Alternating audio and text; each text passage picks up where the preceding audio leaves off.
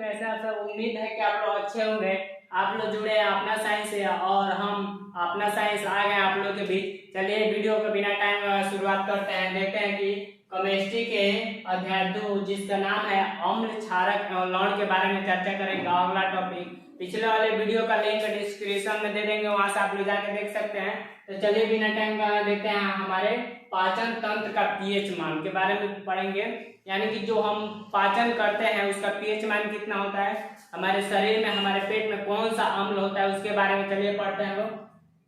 तो जो हमारे शरीर में अम्ल होता है उसका नाम है हाइड्रोक्लोरिक अम्ल, जिसे हम लोग बोलते हैं HCl, यानी कि हाइड्रोक्लोरिक अम्ल, जिसका नाम है ये हमारे पेट में पाया जाता है। यानी कि पेट में हाइड्रोक्लोरिक अम्ल का क्या होता है, निर्माण होता है, जिसके कारण से भोजन पच पाता है। अब देखेंगे कि इसका पीएच मान कितना होता है, यानी कि जो हम भोजन करते हैं तो पचता है, किसके कारण पचता है, तो हाइड्रोक्लोरिक अम्ल के कारण पचता है। तो उसका पीएच मान कितना होता है, तो इसका पीएच मान होता है 1.4 होता है।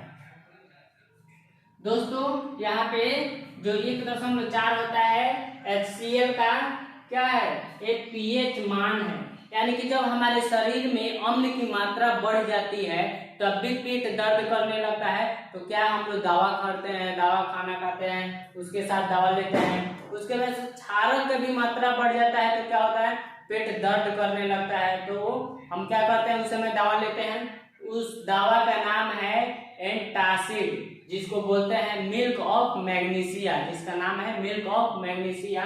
तो उसके बारे में इसको क्या करता है, दूर करता है, किसको, तो पेट में दर्द होता है उसको। पेट में दर्द क्यों होता है, क्योंकि पेट में ज्यादा अम्ल की मात्रा हो जाती है, क्षार की मात्रा हो जाती है, जिसके कारण से क्या होता है, पेट दर्द करने लगता है। यानी कि अम्ल और क्षारक की मात्रा बढ़ने से भी क्या होता है, पेट दर्द करता है।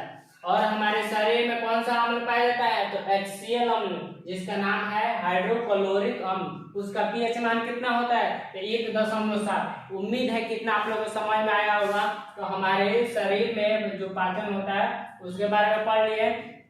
जो कुत्ता होता है, देखते हैं कि हम लोग कि हड्डी मांस खाते हैं तो हड्डी बिक देते हैं, तो कुत्ता होता है, कुत्ता उसमें क्या होता है, वो हड्डी को भी चबा लेता है। क्यों चबाते हैं, आप लोग कमेंट करके बताइए कहीं में, और नहीं बताइएगा तो चलिए हम बताते हैं। उसमें जो होता है हाइड्रोक्लोरिक अम्ल उसमें भी पाया जाता है, लेकिन उसमें इतना अधिक हाइड्रोक्लोरिक की मात्रा होती है कि वो क्या करता है, जो कुत्ता होता है वो हड्डी को भी क्या करता है, बता रहे हैं कि जो कुत्ता होता है, कुत्ता के पेट में कौन सा अम्ल होता है, यही होता है, जिसको बोलते हैं सांद्र।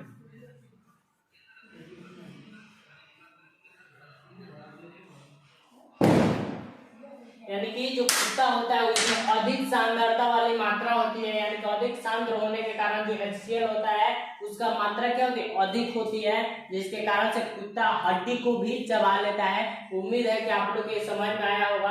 अब पढ़ते हैं अगला टॉपिक, चलिए देखते हैं। तो उम्मीद है समझ में आया होगा। यहाँ से ऑब्जेक्टिव भी क्वेश्चन बनता है कि हमारे शरीर में कौन सा अम्ल पाया जाता है, तो HCl, इसका नाम क्या है, हाइड्रोक्लोरिक अम्ल। इसका पीएच मान कितना होता है, तो 1.4 होता है। उम्मीद है कि समझ में आया होगा। आगे चलते हैं। और दोस्तों अगला टॉपिक देखेंगे कि जो पीएच परिवर्तन के कारण दंत क्षय, ये क्या होता है। तो ऊपरा टॉपिक जो ऊपर वाला टॉपिक है तो समझा दिए।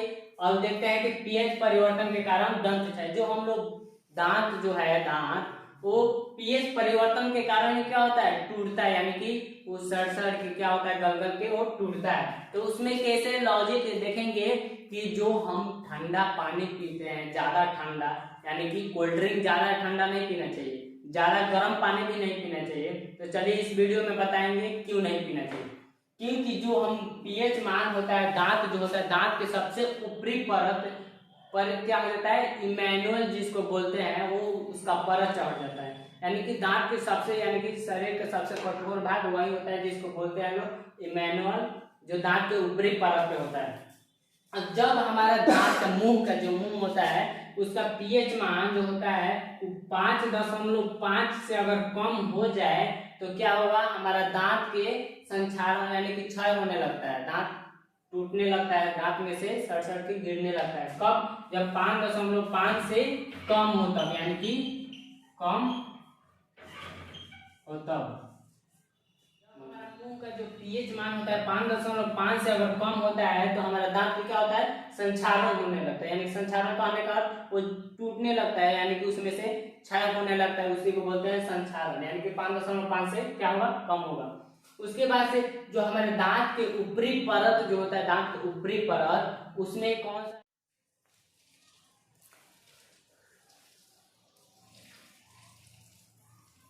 दांत के ऊपरी परत को क्या बोलते हैं, इनेमल बोलते हैं। इसके कारण क्या होता है, दांत हमारा जो ऊपरी परत वो बहुत ज्यादा मजबूत होता है, उसका क्या होता है, संक्षारण होने लगता है। कब, जब इसका पीएच मान जब 5 क्या होगा, 5 से कम होगा तब, यानी कि 5.5 से कम होगा तो उसको क्या होगा, इसका दांत के क्षय होने लगता है, इसी को बोलते हैं पीएच परिवर्तन के कारण दंत क्षय। यानी कि मेनल होता है हमारे दांत के ऊपरी परत पे जमता है, इसका पीएच मान जब 5.5 से कम होगा तो दांत के क्षय होने लगता है। उसके बाद से ये जो इमेनल होता है सबसे शरीर का कठोर होता है, यानी कि बहुत कठोर होता है। उसके बाद से जो इमेनल होता है किसका बना होता है, कैल्शियम फास्फेट, जिसका सूत्र होता है Ca3PH4 का होल ट्वाइस, यानी कि